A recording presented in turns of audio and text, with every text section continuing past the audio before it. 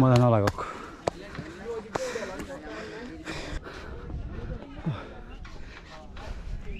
আমরা একদম উপরে উঠছি,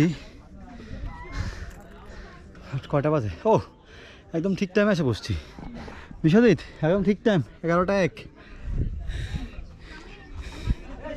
করে ঘড়ি দেখা যাচ্ছে না কেন? 11টা 1 1 ঘন্টা লাগবে। 10 দিন ট্রেকিং করছি। 11টা 1 ঘন্টা 1 ঘন্টা বরাবর 1 ঘন্টায় আমরা উপরে উঠে গেছি। দাঁড়াইছি, অনেক জায়গায় দাঁড়াইলাম, ছবি তুললাম, ভিডিও করলাম। ওই যে বীরপক্ষ এখানে, ওইখান থেকে আমরা এখানে আসছি।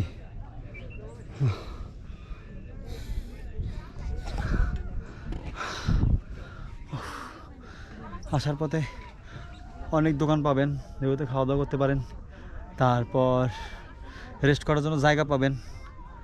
আবার কতটুকু দাঁড়াবেন এটা আপনাদের উপর নির্ভর। আমরা তো মোটামুটি দাঁড়াইছি, অনেকক্ষণ দাঁড়াইছি, ছবি তুলছি, ভিডিও করছি, দেন উপরে আসছি। একটু পরে একটু রেস্ট নিই, তারপর ড্রোন ফ্লাই করবো।